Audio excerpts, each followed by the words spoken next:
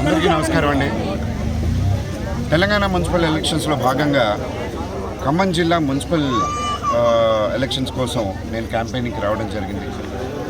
ఈరోజు ఏదులాపురంలో 4వ వార్డు నుంచి మా వీర మహిళ లక్ష్మి గారు పోటీ చేస్తున్నారు. ఇక్కడున్న ప్రాబ్లమ్స్ అన్నీ చెప్పారు. డ్రైనేజ్ సమస్య ఉంది, అది నా కళ్ళారా నేను చూశాను.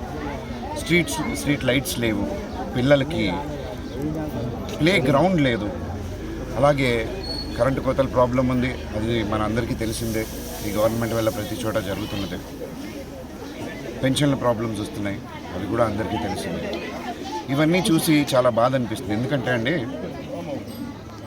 ఖమ్మం జిల్లాలో మొత్తం 3 మినిస్టర్స్ ఉన్నారు.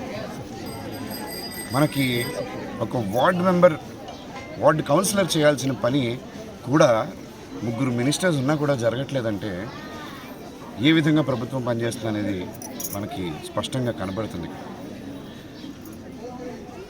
మనకి తెలంగాణ వచ్చి దగ్గర 11 సంవత్సరాలు 8 నెలలు దాటింది.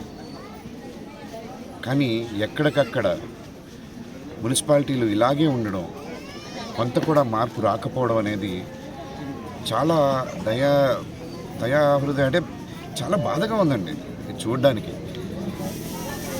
అందుకే నేను రావడానికి ముఖ్య కారణం కూడా అదే. జనసేన ఇప్పుడు పోటీ చేయడానికి కూడా ముఖ్య కారణం కూడా అది. నాయకులు ఒక పార్టీ ఏమో వాళ్ళ ఫ్యామిలీ ఇష్యూస్తో వాళ్ళు బిజీగా ఉన్నారు. ఇంకో పార్టీ ఏమో వాళ్ళ నాయకులే అనుకోవడంలో, తిట్టుకోవడంలో, ఒకళ్ళ మీద ఒకళ్ళు స్కీమింగ్ చేసుకోవడంలో బిజీగా ఉన్నారు. మరి ప్రజలను పట్టించుకునేది ఎవరు? ఇక్కడున్న డ్రైనేజ్ సమస్య కానీ, ఈ స్ట్రీట్ లైట్ సమస్యలు కానీ, పిల్లలకి ప్రతి వార్డులో ఒక ప్లే గ్రౌండ్ ఉండడం, లేదా ఒక వాళ్ళ కోసం తయారు చేయడం అనేది మనకి చాలా మినిమం రిక్వైర్మెంట్ అండి. అవి కూడా ఒక గంటలో చేసే పనులు, అంటే గంటలో ఆలోచించి 1 రోజు 2 రోజుల్లో చేసే పనులు. ఆల్మోస్ట్ 12 సంవత్సరాలు కావస్తుంది, వాళ్ళకి ఆ తీరిక దొరకట్లేదంటే నాకు అర్థం కావట్లేదు. ఈరోజు అడుగుతున్నారు ఎందుకు వస్తున్నారు అని. ఎందుకే ఏమీ జరగట్లేదనే మేము వచ్చాం, ఏమీ జరగట్లేదనే ప్రశ్నించడానికి వచ్చాం. తప్పకుండా అది ప్రజలంతా చూస్తున్నారు, ఆ డిఫరెన్స్ వాళ్ళకి కనిపిస్తుంది.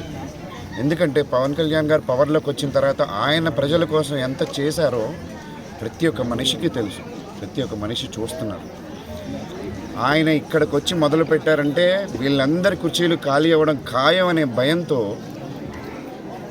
ఏదేదో మాట్లాడడం మొదలుపెట్టారు. బట్ మేము భయపడేది లేదు, మేము తగ్గేది లేదు, వెనకడుగు వేసేది లేదు. మేము ముందుకే పోతాం, ప్రజా శ్రేయస్సు కోసమే ముందుకు అడిగేస్తాం. తప్పకుండా ప్రజలకు మంచి చేసిన తర్వాతే మేము కామ్గా ఉంటాం.